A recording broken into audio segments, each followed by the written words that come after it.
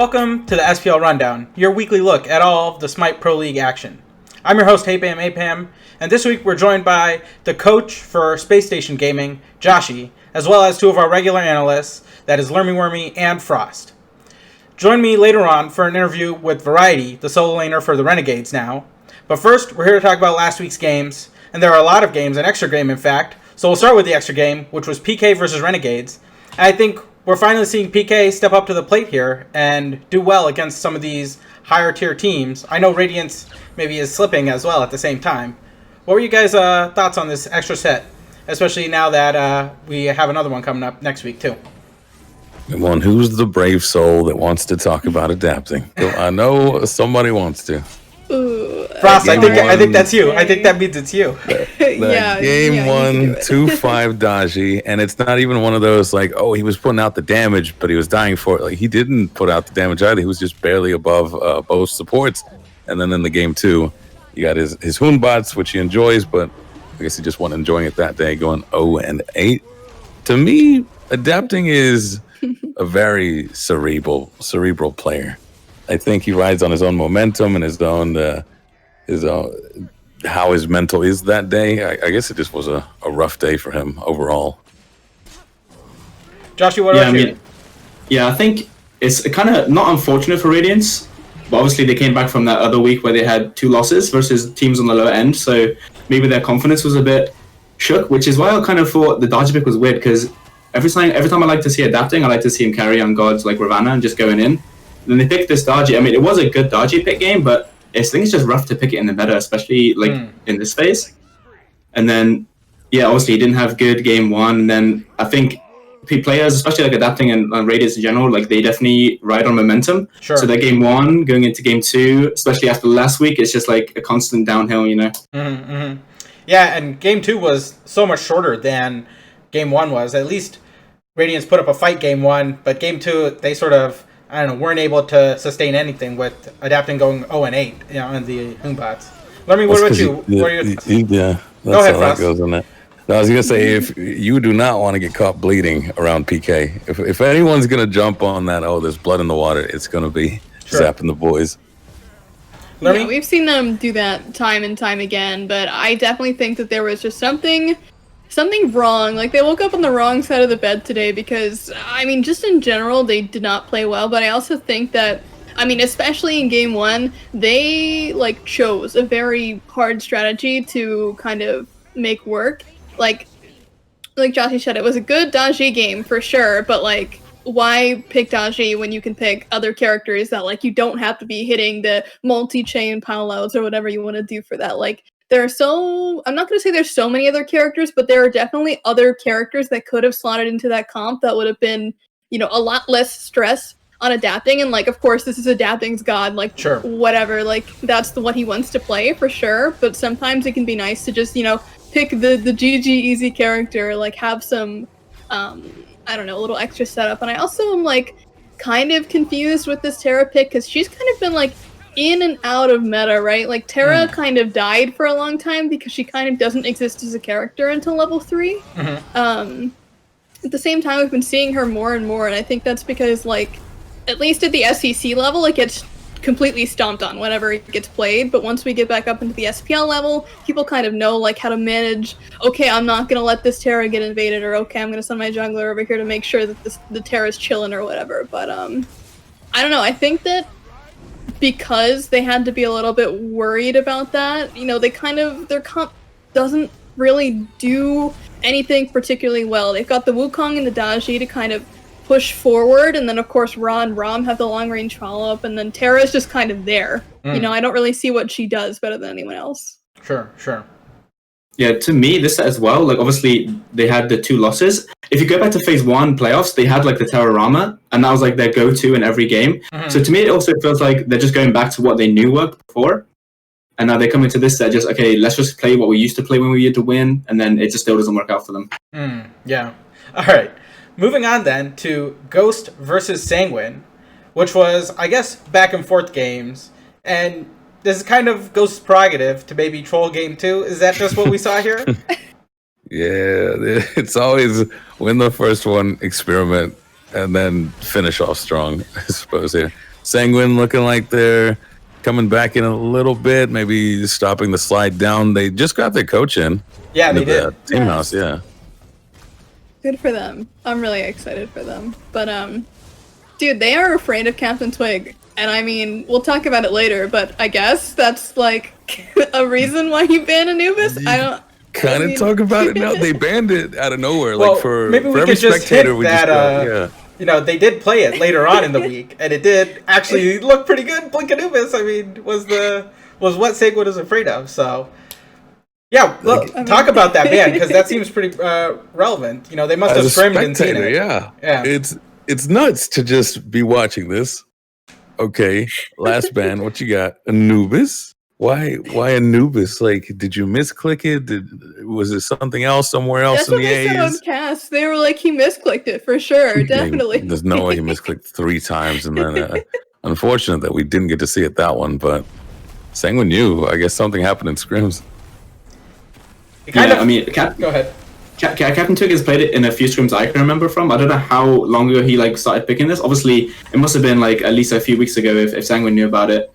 But yeah, like in that game, they were banning the Hebo, then they banned the Anubis Poseidon. So yeah, they were definitely trying to target out Twig, and then I can't remember what he ended up on. The Oleron, I think, like the last 2. Yeah, he played the Oleron in the first 2 games, and he got Poseidon in the last one.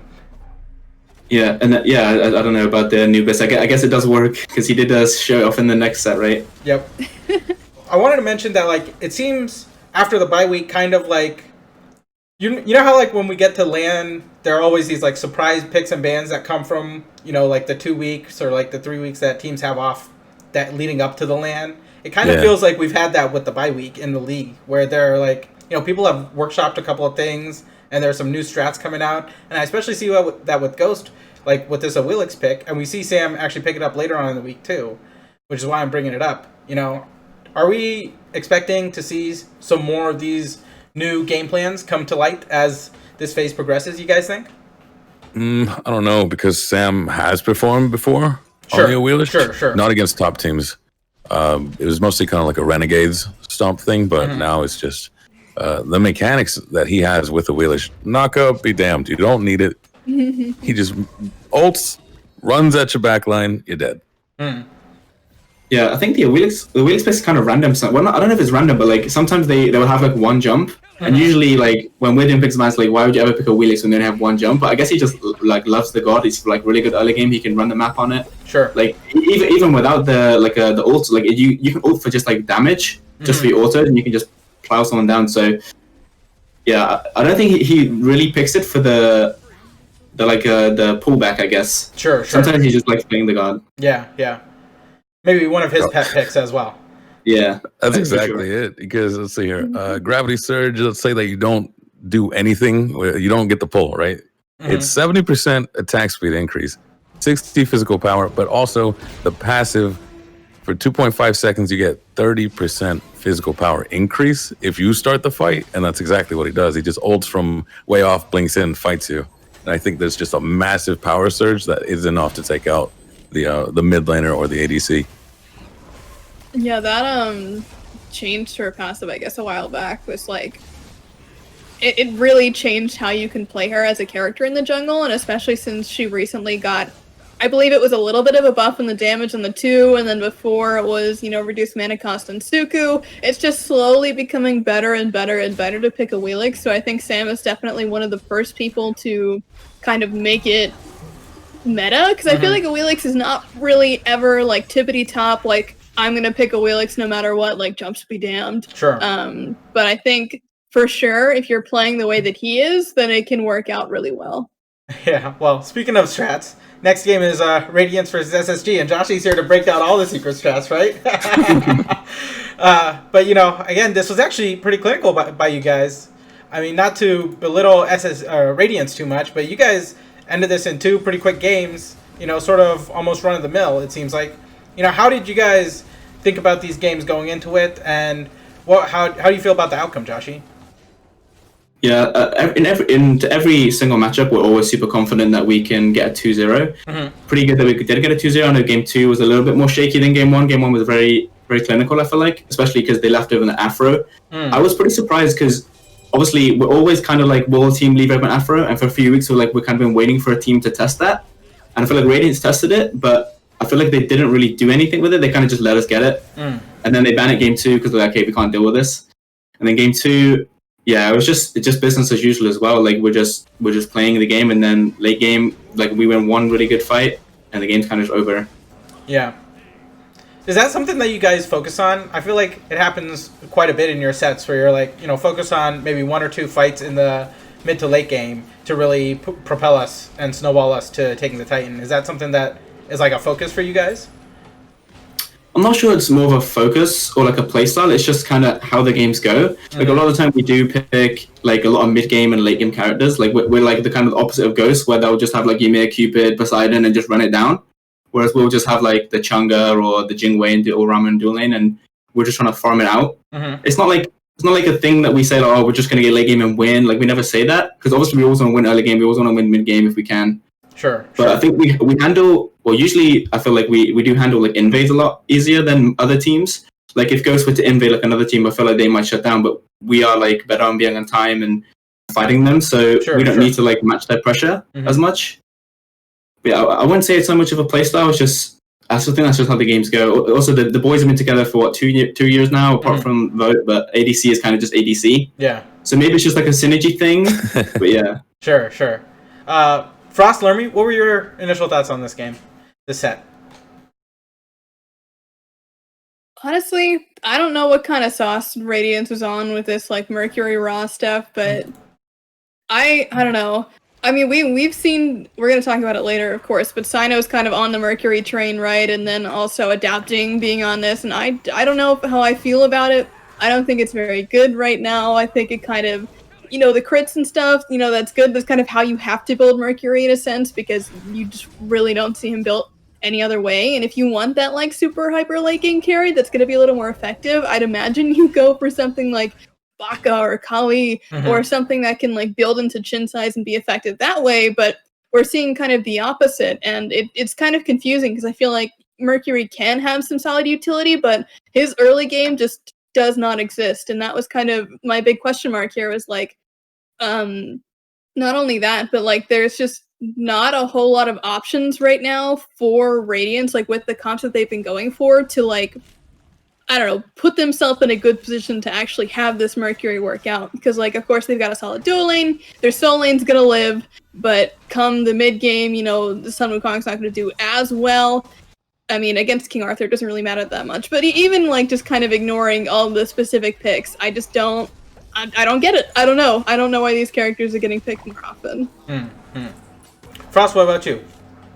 I think, as Joshy said earlier, they might just be going back to what's familiar for them. And he's always said Mercury is Thor, or Thor is Mercury on hard mode. To him, Merc's a lot easier to run the game with. So that might have been it. It might have also been planning for more like lane fights, because I think Merc is amazing in lane fights. In the jungle, not so much, because that ult it's a nightmare to get off. You're going to get caught on a twig, on a rock, on a pebble, whatever. The geometry in there is just nuts. I think they're kind of working their synergy back. At the start of this phase, they were looking really rough.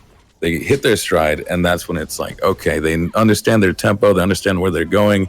First, it was a roar going too deep, then big man Tings couldn't do any damage. Now it's sort of, we're building it all back up. I think they fell apart severely, and they're just going through the routine of getting it all back up again. I think this is growing pains, but I think they're going to come out on top again, unless at this point somebody's just like, all right, we did it once, that was annoying, and I don't want to do it again.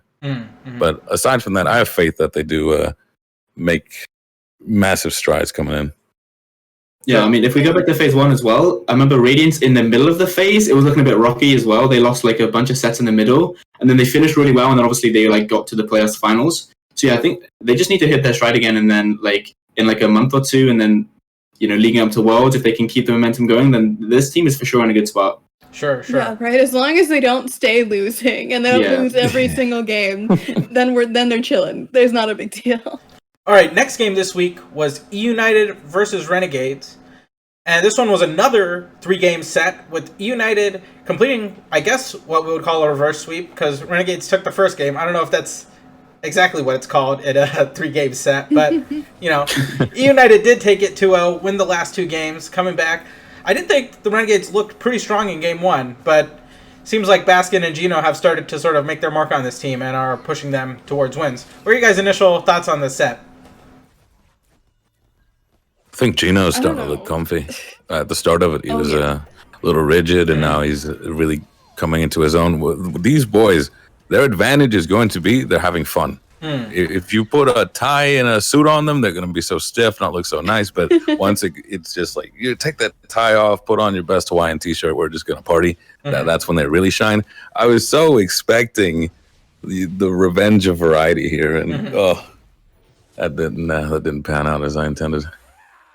I mean, it seems pretty good, game 1. It's just straight chilling. Baskin is like, I don't even know what that guy is on, but he's on something, right? Because he comes out of the SEC literally dominating every single matchup that he's in.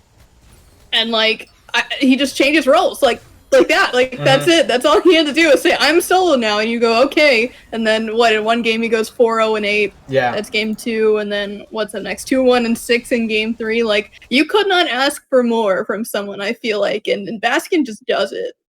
Anything else I missed about this set that you guys wanted to talk about? Yeah, it's like, soul laners are over TP. Hunters are over Aegis. What's next? Beads are gonna go? I don't even know at this point. I mean, Variety's still playing traditional and whatnot. I'm just wondering how that goes for them. Both of these teams swapped out their solo laners, you know, just big changes on EU, but still. One of them's going, our trade worked. One of them's going, what did we do? Where's the value in this? What's going on? I don't think they're the type to just, you know, blame Variety or throw it out the way. But Renegades is showing they're already considering changes. United as well, but United is in a much more advantageous position where they can go, this is nice. This is working out. Renegades still got to figure that out. And I wonder what the plan is for them. Do they just kind of stick out and grind it? Are they looking at other spots? I don't know. I think the roster change for both teams is actually a plus on both sides. I think if you look at this United team, it's kind of like the Armada, right? I think it was last season. Yeah. So maybe it was just like familiarity. They were like really good friends. They all like respect each other's players and stuff. And then also, obviously, we saw the SOT situation in the previous week. So I guess things didn't work out with SOT, and then Variety was a free agent, and they just snatched them up. So I think both teams came off the trade at least thinking this is good for us. And then in the set specifically, I think either team could have won. It was a pretty close set, as we saw. So yeah, I don't think winning or losing this set doesn't really have any like effect on either team because they're both just trying to progress right now. Sure. This week, I had the pleasure of interviewing my good friend, Variety, the solo laner for the Renegades. Check it out. Hey everyone, I'm joined by my good friend here, Harry, Variety, the solo laner for Renegades. Thanks for joining me here. We're going to be talking about Phase 2, Phase 1, and maybe his long and storied Smite career on the whole as well. But first, you know, we have to mention you've joined a new team here. So just how has it been on the new squad, meshing with them so far? It's been great, honestly. I've known Lasper for a very long time, so obviously me and him get on very well naturally. Yeah. But meeting Van, Jake, who's a character himself. Sure. And obviously Barra, who's like the sweetheart of the Smite scene. Yeah. And obviously Ro, who's I've known for a long time as well because he's from Australia like Biggie, and usually hangs out a lot with us at every LAN. So sure. That's good. Yeah, I know Ro last week when he was on our show, he talked about you getting to see how good Jake is. Can you talk about how good Jake has been in the scrims and the games that you've played and behind the scenes? Has he been impressive to you? Yeah. Jake has been probably like the most improved player that SPL's ever seen. Yeah. In my opinion. Some of it, like his mechanics are always on point. Like some of his, sometimes he just hard carries like a game on Fafnir in the SPL against like a top team. Obviously he struggled a little bit at the start, adjusting from ranked to competitive, but I think everyone, including Hazer himself, like on his tier list, have seen that Jake has got so much potential, and he's probably one of the best supports right now. Sure. Maybe can you point to something specific that you've seen out of Jake that really impressed you, maybe in a scrim or something like that? Yeah, the most obvious one to me was probably about a week or two ago in scrims. I can't exactly remember who we were playing, but he was playing Ymir, Mm-hmm. and he just used every part of Ymir's kit like flawlessly. With like with the new Ymir wall change, like Mm-hmm. canceling it at the most optimal time, blocking like every projectile possible. His ultimate usage for CC immunity and the Pridwen passive for survivability, or for the slow of the Pridwen passive. Multi-man blink freezes. I don't know, like he was just he was like, that's when I realized that Jake was like probably going to be the next big thing for support in Smite, because obviously in Smite right now the support pool itself is pretty shallow in terms of talent. Sure, sure. So it's been really rejuvenating to see someone like Jake, who was known as a troll in ranked, just come through and just blow up the scene with how good he's been so far. Sure. When we talked to Ro last week, we talked maybe a bit about your role on this team, and he just pointed to like you being a very consistent player in the solo lane. What do you think your role on this team is? You know, for them to be successful, like what do you bring specifically to the table for this team? I think the most important thing is probably consistency. You know, I've been considered one of the best solos for the past couple of years, and when it comes to the big stage days, I always perform to like my max potential, and you know, I'm always like someone you can count on in solo. Yeah. Another thing I'd probably bring is probably the communication. Mm-hmm. I usually have a lot of input, like in game and out of game, when it comes to like picks and bans, or you know, the picks we want to try and play, or how we should try and play as a team. And obviously in game, like me and Lasper talking together and like working out what's the best call to do, like when to go Gore Fury, when to rotate for fire or pyro, you know, that sort of thing. Sure, sure. So, like looking forward on the whole, do you think that team? You think there's a that you guys have a good chance of like making some noise at Worlds? You know, we always see that some of these lower end teams are like really there for doing upsets and things like that, and I feel like, especially the past couple years, you know, it's really been hard for these top seeds to actually make it all the way to the finals. So, do you guys feel like you're in a good position to maybe make some noise at Worlds and do well in the playoffs and things like that? Yeah, definitely. Obviously, the past 2 years we've seen SK go from seventh, Yeah. almost not even qualifying to Worlds, losing to an SML team, to winning the World Championships. The year before that, we've seen Splice, one of the worst splits a team has ever had in the SPL, Mhm. in season Six. season Five. five, I think. Yeah. Yeah, Season season five. five. Spring? No, not spring. Yeah, in spring But they were just yeah, diving down the that was table. yeah, that was a rough one for them. But I think them two teams specifically have given everyone in the SPL like a lot of hope in terms of performing at World, because at the end of the day, it's whoever plays best on that weekday, on Yeah. that weekend. So going into Worlds, obviously, we have some issues to iron out, Mhm. which is just between ourselves and in terms of like gameplay inside the game and how we want to play the game optimally. Sure, sure. But I think when we finally get that sorted out, I think we really will be a contender to win Worlds. Yeah, I really like to see that. I think that, you know, it gives a lot of chance to show that there is parity in the league, and I think we're seeing that now in the SPL, where, you know, like the bottom teams are taking games and sets off of a lot of these top teams. Like even your team, Renegades, has. I think you guys have taken a set off someone recently that was on the top, right? Radiance, maybe. Radiant, yeah, Yeah, they've been looking a bit rough recently. So. they have been looking a bit rough. That's true, but you know, it's just good for the league that everyone has a chance to win. Yeah, Because, definitely. you know, it makes every game more exciting, I think, for the fans and for the players.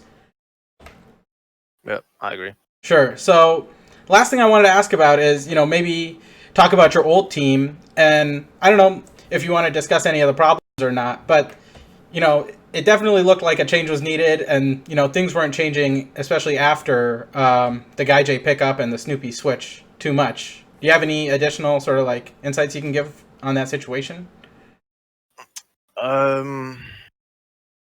I think, well, in terms of phase two, I think what happened is just, you know, that's just what you see when the team is 0-10 and things aren't going well, no matter what they try and do, or like what new picks they try and play, or how much they play the game themselves, or how much they scrim even. Mm-hmm. And I think it just boiled down to, obviously, if we've tried all the options, we've had help from like the management of United to try and like fix some issues, but when you've exhausted all them options, there is only kind of one option left, and that is to make a roster change, which is obviously what happened, but which was very unfortunate for Gajay because he's a rookie who's only just joined the league, and I think a lot of ADCs would say that he was progressing really quickly in terms of gameplay.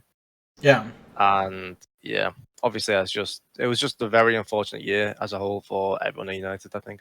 Sure, and like, you can't like blame them or anything because COVID basically had surprised everyone, and I'm sure if there was no COVID, genetics would be here, and who knows what would have happened, right? So there's like that throws a whole wrench into it that you can't really expect or know what to expect. Things. Exactly. So, all right, last thing about Phase 2, there was a pretty big mid-season patch here. A lot of people really thought it was an important and good mid-season patch.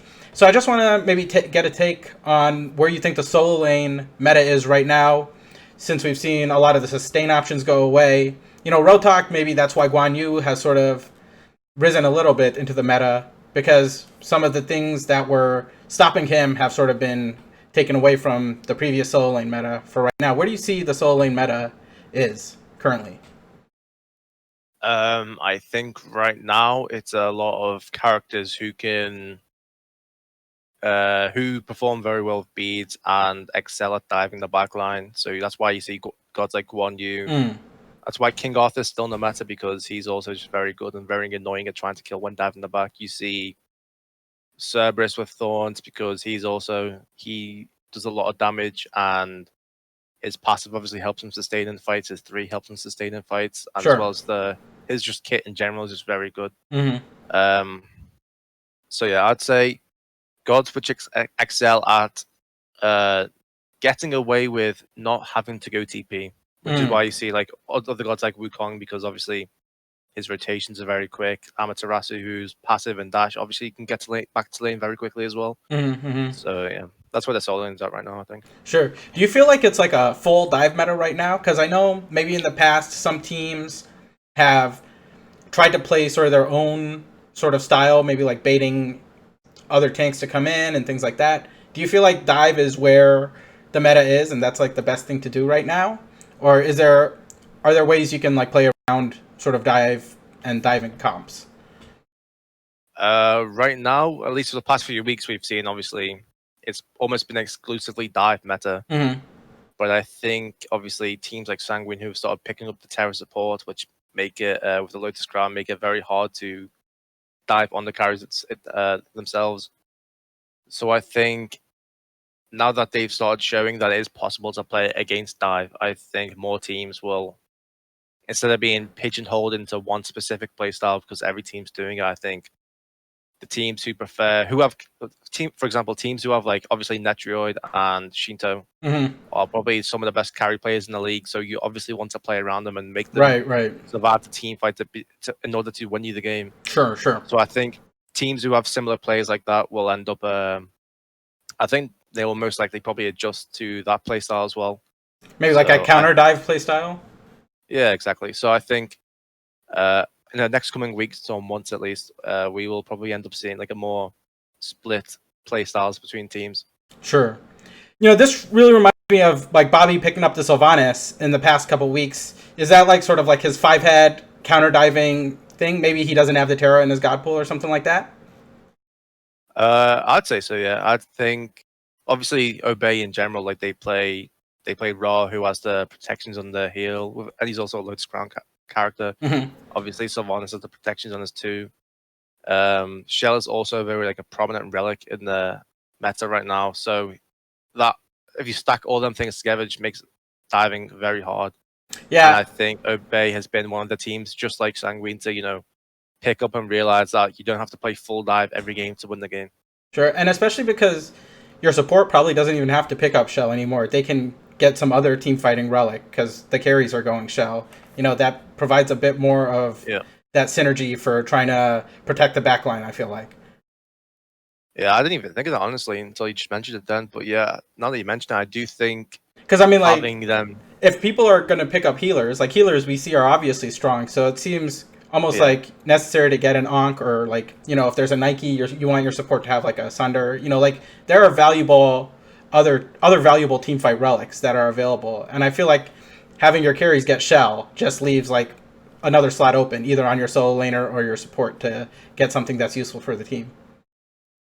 yeah, exactly. And obviously, you know, the extra protections you're giving them with your kit itself Sure, and sure. the Lotus Crown, that can kind of make up for the deficit and not having a shell on your support. And you know, Yeah, if they do get a definitely. horrific to even help them survive, because you make that if you upgrade a horrific, they obviously the enemy team do less damage Yeah, and stuff like that. yeah.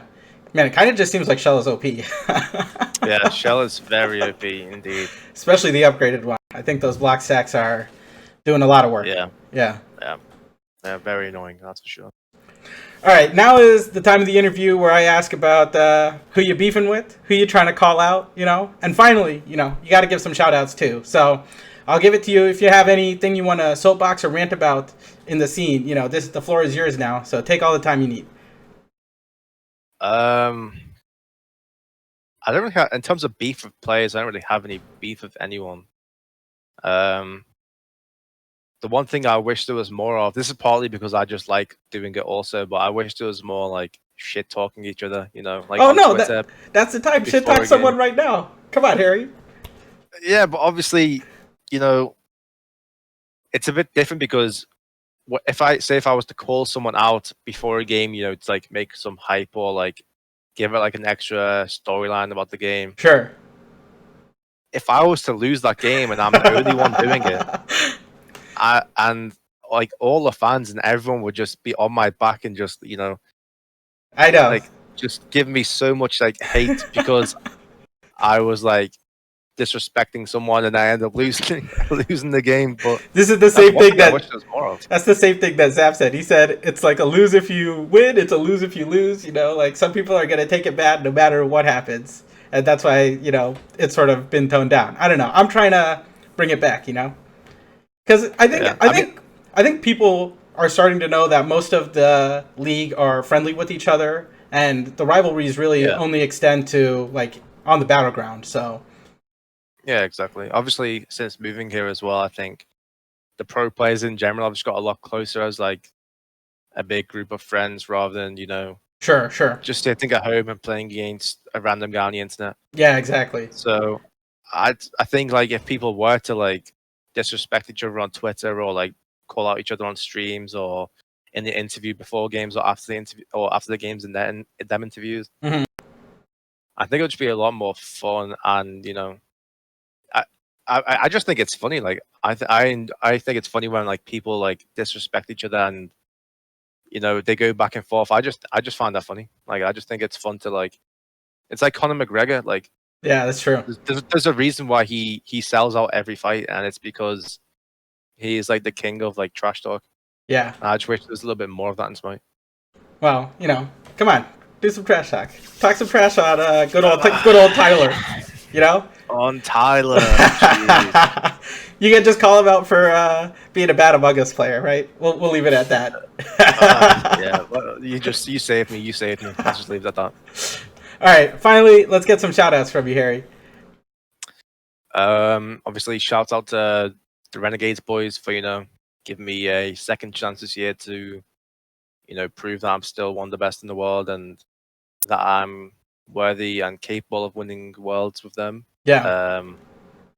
Shout out to the Renegades management for getting the contracts sorted very quickly in like a very short, you know, while the cutoff was very soon, they managed to turn it around and actually get me a place to on the team.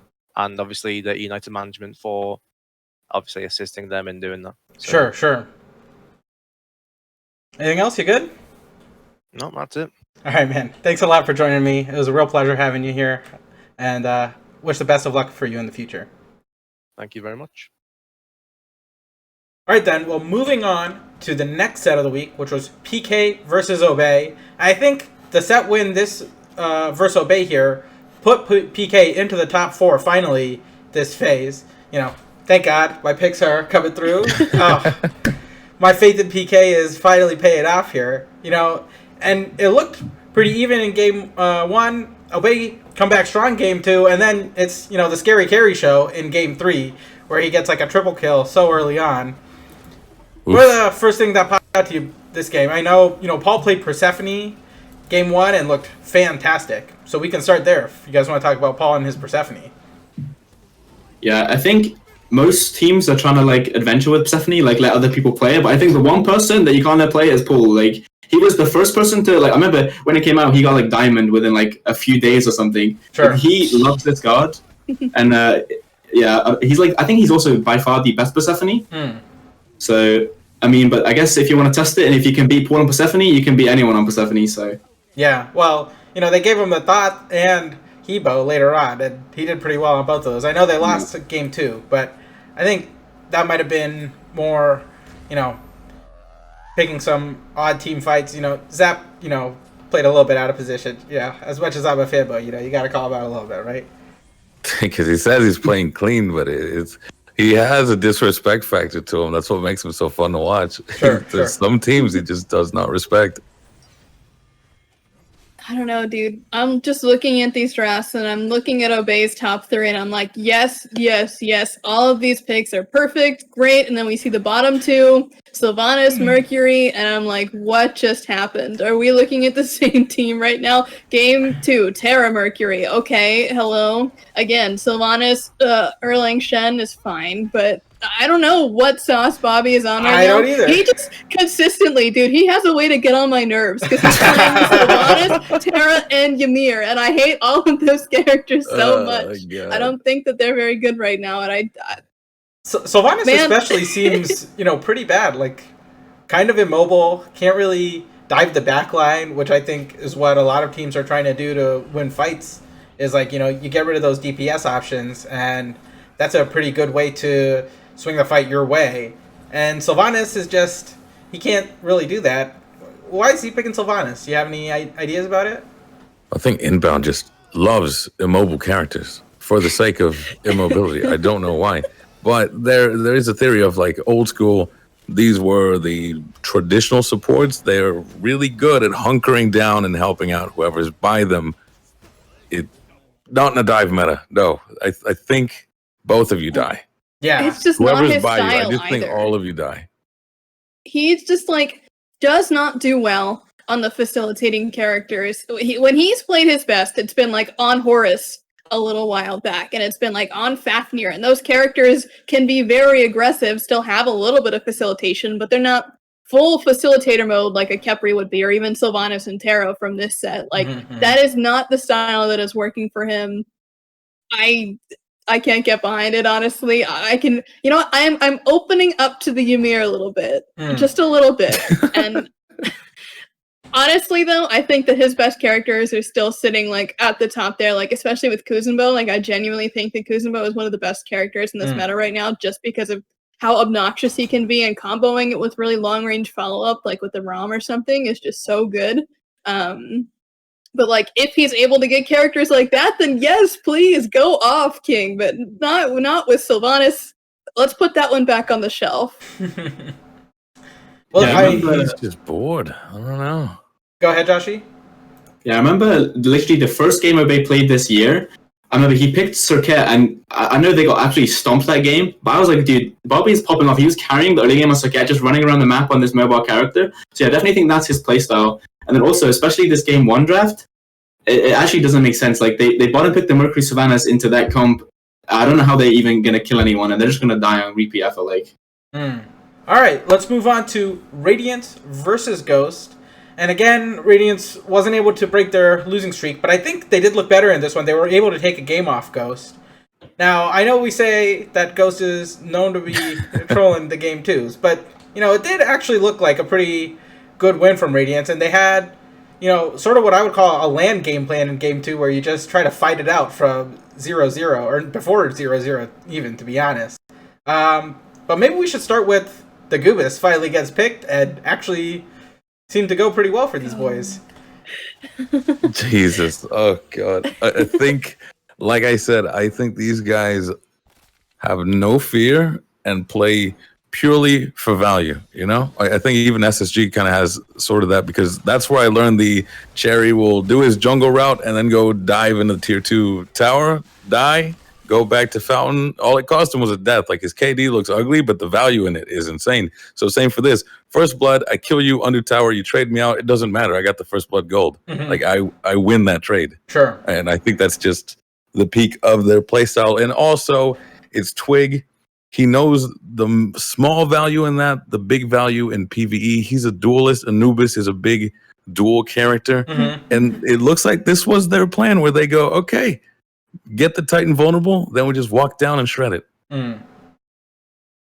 Yeah, I think Ghosts are just feeling themselves right now as well. Sure. Like, Ghosts, I feel like they'll play anything. I'm pretty sure they just play the same gods if they could every game. But like this Anubis as well, like the first blood especially, like that's just a super confidence play from Twig. Like I don't feel, and many other mid laners would just be doing that even if it's free.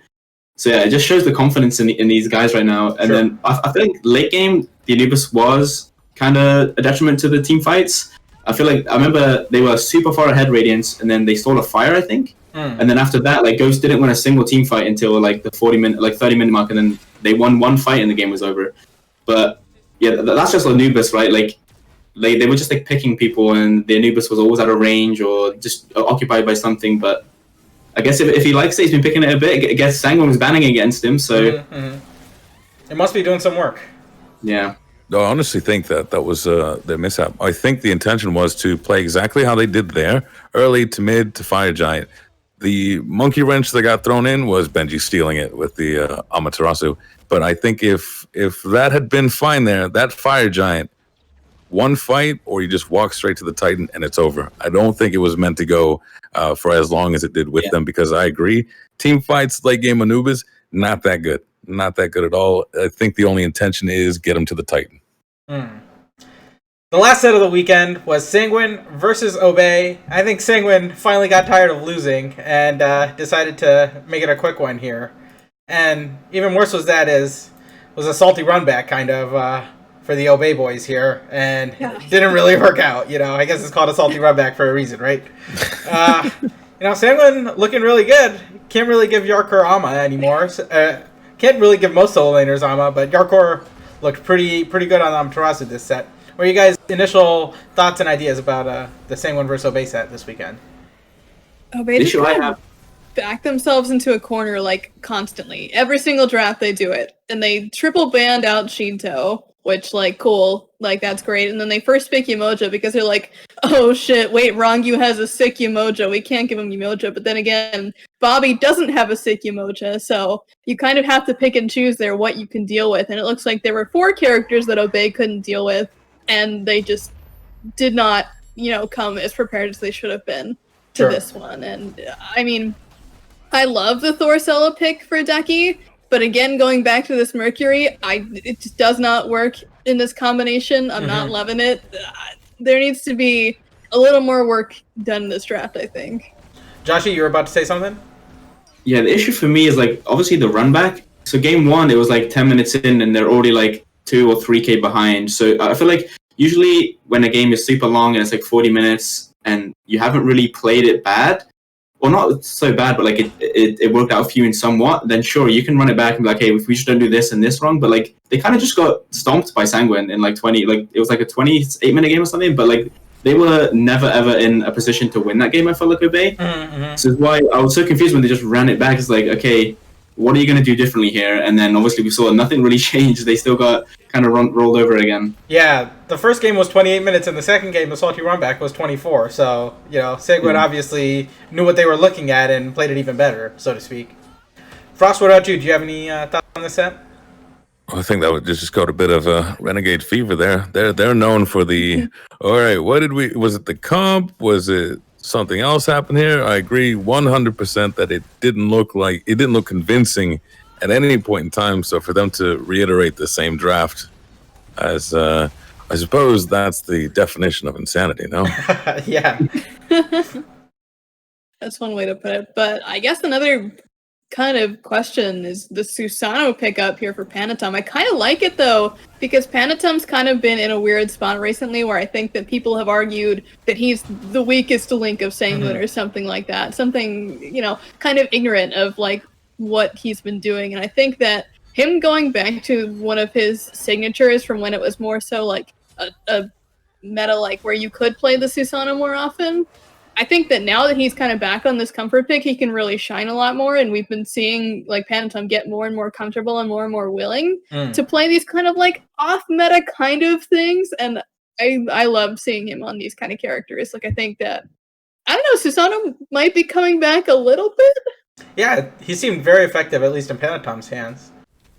And while some people say Panatom might be the weakest link, you got Shinto, where everyone's saying he is the team. And I suppose it shows with, Hell, Persephone, Habwa. I think they were trying to lean into our mid laner can beat up your mid laner if we take away the picks. But I also think another reason for the doubling up on the composition, they're going for something with this, like, I guess, Yamoja ult, Onion Rings on the other side. They have to face us, Oleron ult, and then you got 3 auto attackers. In theory, we chunk everything down. Sure. I don't think they throw this draft away. Not yet. I think they might try one more time. Okay. Yeah, I just think the issue is the Mercury as well, because I feel like I kind of feel like my Sino, if he's playing well, then the whole team is playing well, and if he's having a bad game, then maybe the whole team is having a bad game. And the thing with Mercury is like it's so one-dimensional. Where like you have to build crit, otherwise you don't have an ability in your one. And if you're building crit, then you're not really killing tanks, and you're kind of committed to just doing the same thing. And yeah, it's just like the same with adapting. I didn't like the Mercury in that set. I didn't like the Mercury in this set. I don't know. Like I want to see, even though like he's losing on the Arachne sometimes, it does look pretty good in his hands. I was very confused by the Mercury pick. I'll say. Sure. Yeah. I think they're trying to give him. I mentioned earlier. How about it? Oh, go ahead. Oh. No. What was it important to do it? I said earlier that Obey just like to pick things that are so hard to do. Like this comp, in theory, is sick, but they like make it so hard for themselves. Like play the easy stuff, man. You're picking Mercury that can work, but like Joshy said, there's one way that you can do it, and if it doesn't work, then you're fucked. So like, why pick the hard way, man? Sure. I think it's an attempt to give Sino his independence again. When he shined, when he was a Smite World Champion, he was able to run the map, put the pressure wherever he needed it. Even in the late game, he was putting the minions where he needed them. Same for Sam for Soccer. That's kind of why he shines so well right now. Him and Cherry, they both go off and shove waves the proper way that they want to. Who was it that we had earlier? I think it was Slaney saying that maybe the issue was the growing pains with Obey didn't allow for Sino to go and run the map. He kind of had to come in and assist Bobby in a way. I think they're feeling like, okay, Bobby's kind of coming to his own now, so Sino can kind of go back to his own play style. Sure. It might just be an attempt to regain his own autonomy, but growing pains, maybe. Growing pains. Yeah. All right, it's time for us to make our picks for Week 10. Let's start with Radiance versus Sanguine. And I think we'll start with you, Joshy. Who do you got here in Radiance versus Sanguine? I think this is one of the hardest sets this week. I think Radiance has a lot to prove. They've lost a bunch of sets now. This is a super important one for the race of like top 5. And Sanguine are also in the same length, kind of like they're up and down in their sets. So Sanguine have been playing really well. So I think I'm going to give it to them. Maybe a 2-1. Sure. All right, Wormy, how about you? I don't know, man. I'm kind of in the Sanguine boat here. I think that, presuming that Panatom has another stellar week where he's able to kind of be his own person and kind of pop off with the rest of the squad, I think it's going to go in their favor. But we have seen Radiance do a little bit better. They've been getting cleaned up, at least towards the end of last week, so I could see them take a game, but I'm going to go Sanguine 2-1. All right. Sanguine 2-1 for Wormy. How about you, Frost? Who you got? Here's the issue. At mid-season, Radiance wiped them. Yeah. They even were kind of jabbing at him, saying you picked the wrong team to go against. But Sanguine, is the kryptonite to Radiance when they're not playing well. So I don't know if I'm jumping the gun here and thinking Radiance is going to get it all together. If they do, that could go for them. But I think it's too soon to call it. I think it's going to be 2-0 Sanguine. But Radiance are going to be really aggressive. Mid-game, late-game, Sanguine's going to team fight, do the usual thing. I think this is probably a must-win for these Radiance boys, especially considering where the standings are so far in Phase 2, with PK jumping into the top 4 currently. So, it's going to be one that they're going to be pretty determined to win. I think I will give it to the Radiance boys. Maybe 2-1. I'm an optimist. I think they got their stuff back together. Let's move on to the next set, which is PK versus Renegades. Let's start with you on this one. PK versus Renegades. Who you got? I'm feeling the Knights on this one. I think that they have kind of started to be a little bit more consistent. Cubo is kind of, at last, been kind of on the mountaintop. He's been through the meditation. He's been under the waterfall. He's come back now. And I think that he's been performing better than ever, especially with this squad. And they're kind of getting their ego back like we talked about. So I think, Renegades do have a shot at least taking a game. So I'm going to say another 2-1, but again, for the Knights. Okay. Frost, how about you? PK versus Renegades. Ego is the key word here, and almost enough to me to go 2-0 Knights, but I think variety is sort of a variable. I don't know how Chuck's going to go with his homework. I don't know if variety's going to come in swinging hard, but I'm thinking this will be a 2-1 Knights win. 2-1 Knights. Okay. Joshy, how about you? I think it's going to be a 2-0 Knights. I think Knights usually have a really good matchup into like the bottom half of the team table. I mean, like versus Obey, Renegades, and E United, they always seem to just come out swinging. They're usually fast sets and they really get it done. And then they usually struggle on the top team. So I'm confident in PK getting a 2-0 here. Sounds good. It looks like it's going to be a clean sweep for the Knights from us because, I'm voting for the PK boys in this one. Let's move on to the next set, which is SSG versus E United. So let's start with you, Frost, on this one. SSG versus E United.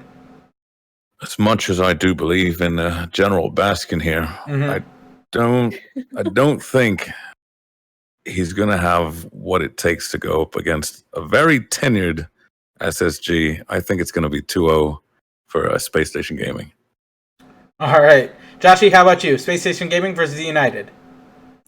Yeah, I think as long as we ban the Hannes, I think it's going to be a 2-0 SSG for sure. The Hannes is too much to deal with, man. All right. So Joshy's been in the Hannes. What about you, Lermy? SSG versus United. I mean, it's tough to say because I definitely think that on behalf of General Baskin, United has made a lot of very important strides. I don't know if they're going to be able to take a game off of Space Station because they're just kind of like the tippity top right now. I could see it, but I don't think it's going to happen. I think Space Station are going to go 2-0 here. Sure. General Baskin is going to run up into Admiral Nika in this set, so, I'm going to put my money on good old Admiral Nika. I think SSG have got this 2-0 as well. We do have 7 sets in this next week because that first set, the Radiant Sanguine set, is a replay. So the next set this week is Ghost versus Obey. I think we're back to you, Joshy, on this one. Ghost versus Obey. Who do you have? I think this is going to be a General Ghost. One of their just classic sets. This is going to be 2-0 Ghost. Probably a quick one. But it depends. Maybe Obey have something up their sleeve that they're going to throw a Ghost, throw them off maybe. But yeah, it's going to be hard to beat Ghost by any team. So 2-0 Ghost for me. All right, 2-0 for Joshy. How about you, Lermy Wormy? I'm also on this 2-0 boat. I think Obey... we say this every week. Obey is looking better, but are they good enough to beat Ghost? I'm going to say no. You said 2-0 for Ghost? Yeah. Okay. Frost, how about you? Ghost versus Obey. As the biggest Ghost fan, I'm going to say 2-1. They're going to win very well, maybe experiment with something, and also allow Obey to get all their strongest picks in the first match.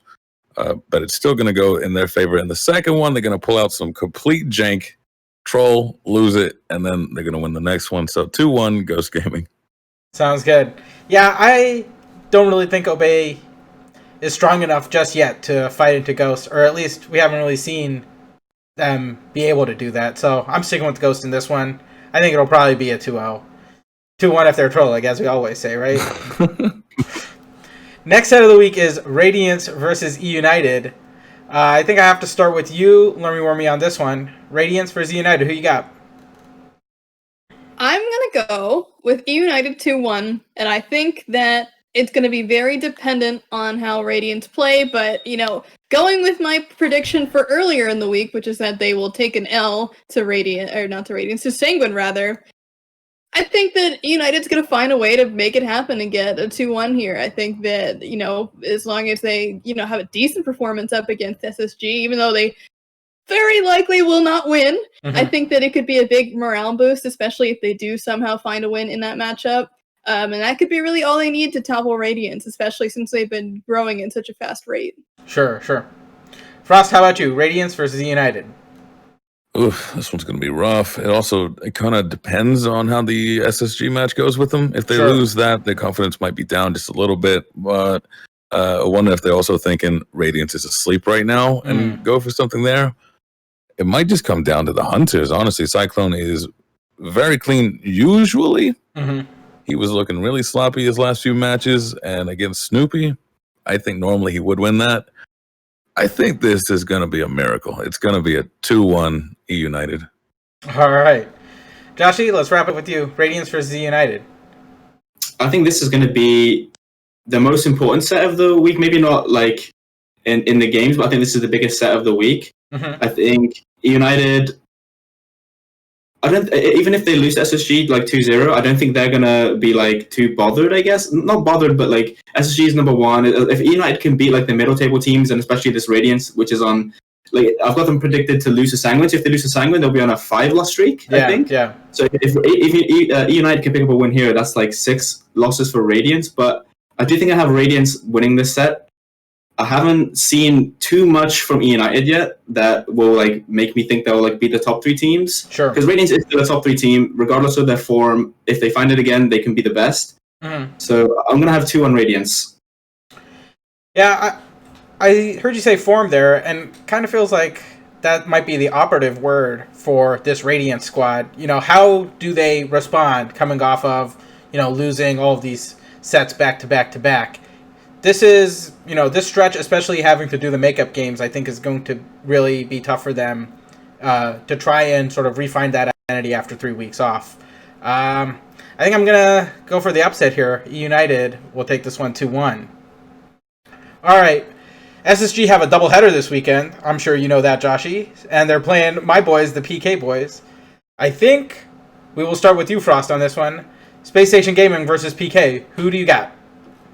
I think it's going to be slow. You got Zap trying to play clean, and their whole team is well aware of the whole, against the lower teams, we kick them into the ground, and against the higher teams, they spit on us. So I think it's going to be really slow-paced all around. But in the end, it's going to come down to the team fights, and I think SSG is just way cleaner while also being meta adjacent. So 2-0 Space Station. All right, Joshy, how about you? You think your boys are going to take it 2-0? Yeah, so far this phase, we're 4-0 versus PK. So I'm going to predict that we're going to win 2-0 and keep it undefeated versus PK this phase. Sounds good. Learn me, warm me. How about you? I'm kind of in the same boat. I think PK is within striking distance. They certainly, like Frost said, have performed incredibly well against the lower teams, but up against the best of the best, I mean, it's hard to say. They certainly could have a really good game, but I think if we're talking general performance across this phase so far, it's got to be Space Station 2-0. I mean, you do say they have a chance, so I got to go with PK here. 2-1, PK going to win it. All I need is a chance, okay? All I need is a chance. All right, last game of the weekend is Sanguine versus Renegades. I think this is also a pretty important game for both of these teams. So let's start with you. I think we're back to you, Joshy, on this one. Sanguine versus Renegades. Who you got?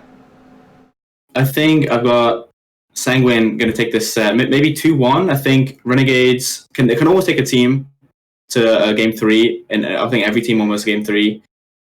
But Sanguine have been looking really good lately. I think Panatom, like we said before, has been finding his form. He's been carrying a few games ago. Shinto, like you try and ban out Shinto, he can still go on the FOF as like the 5th god. So I think Sanguine are going to edge this game 2-0. All right. Learn me, how about you? Sanguine versus the Renegades. Same boat.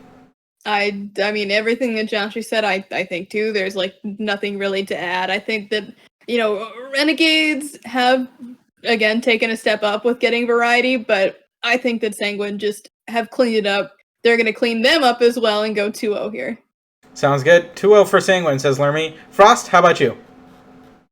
Sanguine doesn't do well against change. They play on their previous data. Mhm. I don't think they're really good at predicting what like variety is going to bring to the table here.